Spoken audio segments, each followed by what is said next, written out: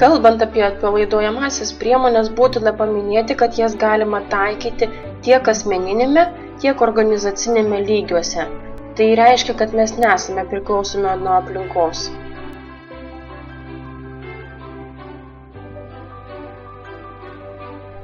Todėl visame šiame mokymo kurse ir šioje dalyje atpalaiduojamosios priemonės bus analizuojamos ir pateikiamos siekiant mūsų asmeninio tobulėjimo savireguliacijos srityje.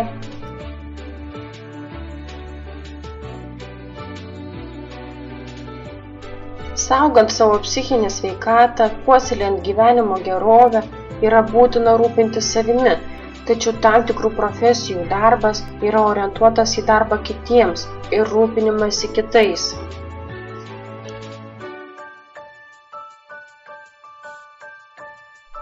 Toks darbas kitiems nulemia savo tiek fizinių, tiek dvasinių, emocinių resursų išnaudojimą.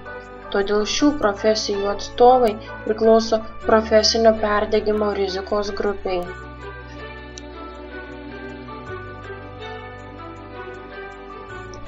Todėl yra būtina suprasti, kad rūpinantis kitais negalima pamiršti pasirūpinti savimi, nes tai yra būtina sąlyga norint išlaikyti fizinį ir psichologinį balansą.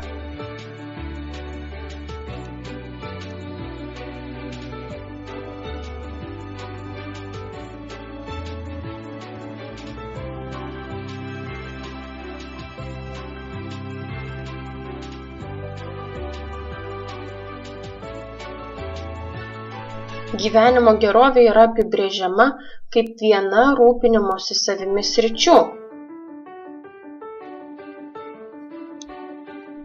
Jie apima mūsų tikslus, viltis, interesus, vertybės, fizinę sveikatą, psichologinę būseną, nepriklausomumo lygį, socialinius ryšius ir ryšius su aplinka, ekonominę būklę.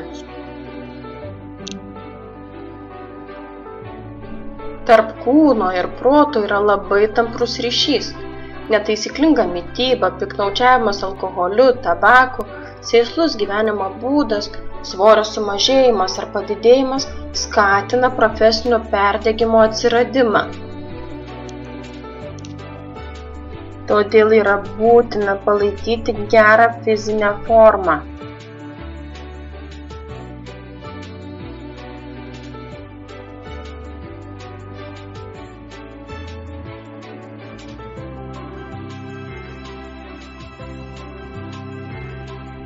Siekiant gyvenimo gerovės, rekomenduojama sąmoningai nusibrėžti ribas tarp darbo ir namų, rasti balansą tarp darbo ir poilsio. Siekiant šios pusiausvyros būtina išanalizuoti darbo grafiką ir jo keitimo galimybes. Pirmiausia, reikėtų atkreipti dėmesį ir įvertinti užduočių įvykdymo terminų realumą ir pagal galimybes sumažinti per didelį darbo intensyvumą.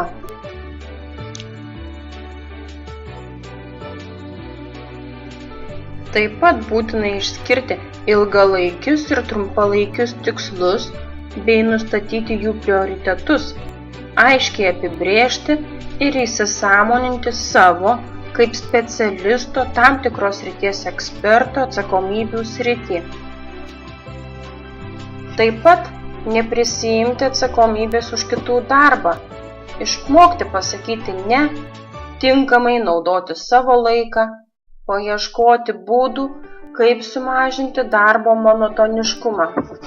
Profesinio perdegimo problema kyla, kai pereinama nematoma riba tarp asmeninio gyvenimo ir profesinės veiklos.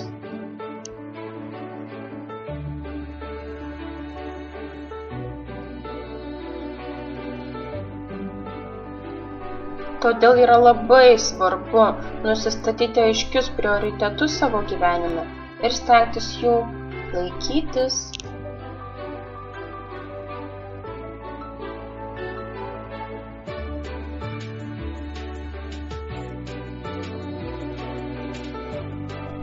Patartina reguliariai užsiimti veiklą, kuri niekaip nėra susijusi su darbine veikla, pavyzdžiui, medžioklė, dekupažas, fizinė veikla.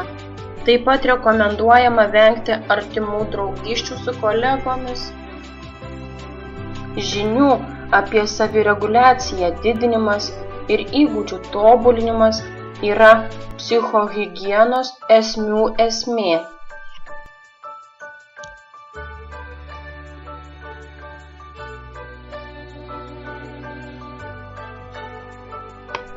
Būdų, kaip reguliuoti savo įtampą, valdyti nerimą, mažinti profesinį perdegimą yra daug ir įvairių. Tai gali būti relaksacija, pozityvi vidinė kalba, kvėpavimo ir vaizduotės pratimai. Rekomenduotina užsiimti savistaba, ugdyti humoro jausmą, analizuoti savo emocijas ir dalintis jomis su kitais. Tai ženkliai sumažina perdegimo tikimybę. Taip pat yra svarbu turėti draugų, dirbančių kitokius darbus, kad būtų galimybė atsitraukti nuo savo veiklos. Dvasingumo ugdymas padeda atrasti gyvenimo prasmę ir pajausti jo vertę. Tikėjimas gali tapti sunkumų įveikimo šaltiniu, ypač kai dirbama su mirštančiais pacientais.